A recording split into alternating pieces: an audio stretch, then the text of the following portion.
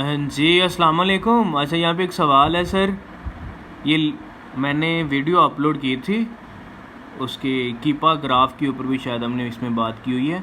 तो यहाँ पे एक सवाल पूछा जा रहा है सर, आपने बोला कि जिस लिस्ट के अंदर प्राइस फ्लैक्चुएशन हो, ये वेरिएशन नहीं फ्लैक्चुएशन है, तो उसके साथ हम क्यों नहीं जाते और उसकी रीज़न क्या होती है। देखें, आप होलसेल का बिज़नेस आपने करना है, आपने लिस्ट के साथ मीटू करना है। अगर उस लिस्ट में प्राइस स्टेबल ही नहीं है तो आप उसमें नहीं बैठोगे। उसकी रीज़न ये है कि आप compete नहीं कर पाओगे। और फ्लैक्चुएशन का मतलब होता है कभी प्राइस को कम कर देना, कभी प्राइस को ज़्यादा कर देना, मतलब सेलर्स के बीच में वॉर चल रही होती है। तो अगर आप वहाँ आके बैठते हो तो आपने तो पहले ही बड़ी मामूली सी प्रॉफिट मतलब आपने देखना होता है, तो प्रॉफिट के साथ आपने जाना है। अब ये तो नहीं है कि आप $10 वाली लिस्ट के साथ चले जाओगे, ऐसा इतना प्रॉफिट तो खैर नहीं ना होता। तो आपको तो सेंटों में प्रॉफिट हो रहा होता है होलसेल के अंदर। कभी $1 हो जाएगा, कभी $2 हो सकता है। बहुत कम चांसेस होते हैं $2 तक जाए बंदा। अगर प्राइस ज़्यादा होती है तो फिर $2 का हम कह सकते हैं, लेकिन बजट को भी देखना पड़ता है, ठीक है। तो अगर आपको for example $1 per unit profit हो रहा है, जो कि बहुत अच्छा है अगर होलसेल बिजनेस में देखा जाए तो। बट अगर आप ऐसी लिस्ट के साथ मीटू कर लेते हो जहाँ पे प्राइस फ्लैक्चुएशन है, मतलब कभी वहाँ पे 18 प्राइस है तो कभी वहाँ पे 16 है, तो कभी वहाँ पे 15 है, तो कभी वहाँ पे 19 है, कभी 17 है, तो मतलब वो ऊपर नीचे कर रहे हैं। तो उस केस में क्या होगा, आप वहाँ पे सर्वाइव नहीं कर पाओगे, ठीक है। अगर आप कम करने की कोशिश करते हो पहले ही आपको, यानी कि $1 की प्रॉफिट हो रही है, अगर आप मतलब वहाँ पे आप 16 की बेच रहे हो, वहाँ पे प्राइस फ्लैक्चुएशन केस में अगर 13 की आ जाती है डायरेक्ट, तो आप कैसे कम कर पाओगे। अगर कम नहीं करोगे तो ऑर्डर नहीं आएंगे। इसीलिए हमने ग्राफ देखना होता है लास्ट 3 मंथ का, और वहाँ पे प्राइस फ्लैक्चुएशन देखें, प्राइस में चेंजिंग नहीं होनी चाहिए। ग्राफ अगर हो तो हल्की सी कहीं हो जाए बस ठीक है। लेकिन ये जो वीडियो थी ना, ये वाली जो आपने देखी, यहाँ पे बहुत ज़्यादा फ्लैक्चुएशन थी, बहुत ऊपर नीचे प्राइस हो रही थी। इसीलिए हम इस ऐसी लिस्टों के साथ मीटू नहीं करते। हमने जब फाइनल करना होता है किसी भी प्रोडक्ट को, तो हम बेसिकली क्या करते हैं,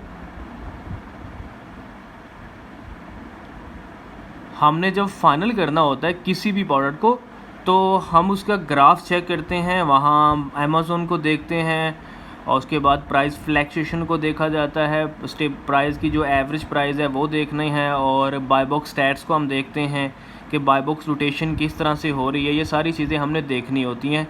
देन हम डिसाइड करते हैं कि भाई इसके साथ हमने जाना कि नहीं जाना। देखिए, ब्रांड को क्राइटेरिया के मुताबिक नहीं निकाला जाता, लिस्टें क्राइटेरिया के मुताबिक होती हैं। ब्रांड वो ब्लैक बॉक्स या कीपा में हम क्राइटेरिया जो इंटर कर देते हैं वो लिस्टों का होता है, ब्रांड का नहीं होता। लेकिन वो लिस्टों के साथ ब्रांड भी आ जाते हैं, तो वहाँ से ब्रांड्स के डाटा निकाल के हम उनकी डिटेल इकट्ठी करके उनसे अप्रूवल लेंगे। उनके बाद जिस भी मतलब उनसे अप्रूवल मिलता है, उनकी किसी भी लिस्ट को हम पकड़ते हैं, उसके ऊपर सारा क्राइटेरिया अप्लाई करेंगे, उसका BSR चेक करेंगे, सेल चेक करेंगे, रेटिंग रिव्यू देखेंगे, लिस्ट कितनी पुरानी है वो देखेंगे, प्राइस फ्लैक्चुएशन है कि नहीं है वो देखेंगे। उसके बाद वहाँ पे कितने लोग मीटू करके बैठे हैं, उसमें FBA कितने हैं, FBM कितने हैं वो देखेंगे। अब सारी लिस्टों में अगर FBM होंगे तो अब उसके साथ भी नहीं जाओगे, कम से कम 2-3 FBA होने चाहिए, ऐसी लिस्ट के साथ आपने जाना है। मिनिमम 5 लोग मीटू करके बैठे हो, मैक्सिमम 15-20 होने चाहिए।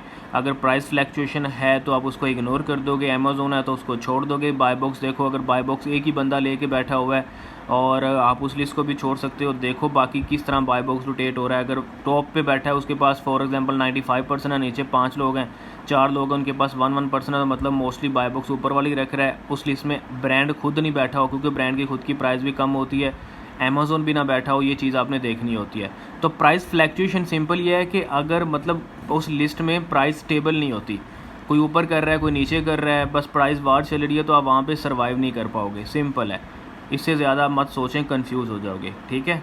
तो इसीलिए जैसे ये ग्राफ, इस वीडियो को देखो दोबारा, इस ग्राफ को आप देखें, आपको बहुत अच्छी तरह पता चलेगा ग्राफ किस तरह से ऊपर जा रहा है, किस तरह से नीचे जा रहा है, फिर ऊपर है, फिर नीचे रह रहा है, फिर ऊपर जा रहा है। तो ये प्राइस फ्लैक्चुएशन है, ठीक हो गया।